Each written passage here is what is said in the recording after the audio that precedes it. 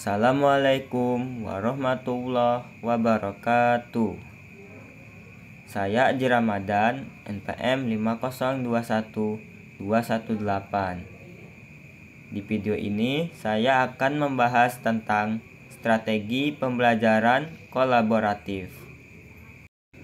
Pembelajaran kolaboratif merupakan suatu model pembelajaran memiliki strategi pembelajaran yang dapat menguatkan karakter bergotong royong.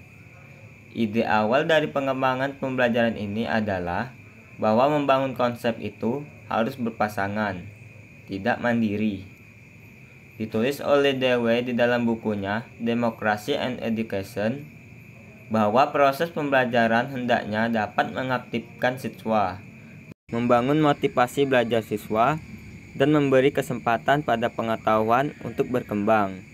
Dari ketiga hal tersebut, maka kegiatan pembelajaran sebaiknya dikembangkan sesuai dengan kebutuhan dan minat siswa, menggunakan prinsip saling memahami dan saling menghormati satu sama lain, dan materi pembelajaran lebih dikembangkan kepada konteks atau mengkaitkan dengan tujuan praktis. Tujuan pembelajaran kolaboratif.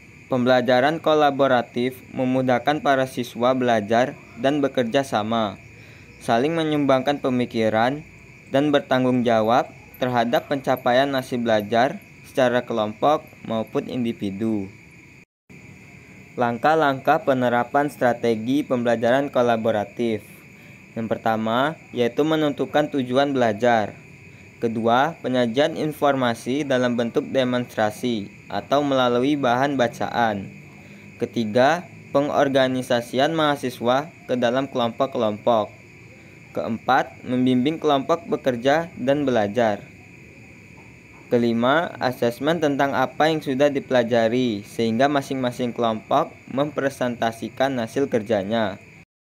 Dan kemudian yang terakhir, memberikan penghargaan baik secara kelompok maupun individu. Kelebihan strategi kolaboratif. Kelebihan yang dapat diperoleh dari pelaksanaan pembelajaran kolaboratif antara lain, peserta didik memperoleh banyak pengalaman melalui bekerja sama dalam kelompok. Peserta didik memperoleh banyak sumber belajar, dapat memotivasi dan memberi semangat kompetitif bagi peserta didik, merangsang kreativitas peserta didik dan guru, dan pembelajaran kolaboratif mampu menumbuhkan sikap dan kebiasaan kolaborasi sejak dini, baik bagi peserta didik, guru, dan tenaga kependidikan lainnya.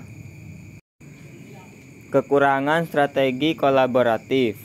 Beberapa kelemahan dari pembelajaran kolaboratif yaitu yang pertama, memerlukan pengawasan dari guru. Karena tanpa adanya pengawasan, maka pelaksanaan pembelajaran kolaboratif tidak akan berjalan maksimal. Kedua, pelaksanaan pembelajaran kolaboratif membutuhkan waktu yang relatif lama. Ketiga, adanya kecenderungan dari peserta didik untuk mencontoh hasil pekerjaan orang lain. Dan yang terakhir, ada kemungkinan terdapat peserta didik yang kurang aktif dalam pembelajaran. Strategi pembelajaran didukung oleh adanya 3 teori. Yang pertama, teori kognitif atau proses berpikir. Teori kognitif ini saling berkaitan dengan proses terjadinya pertukaran pikiran antar anggota kelompok pada pembelajaran kolaboratif, sehingga di dalam suatu kelompok akan terjadi transformasi ilmu pengetahuan baru. Kemudian yang kedua, yaitu teori konstruktivisme sosial.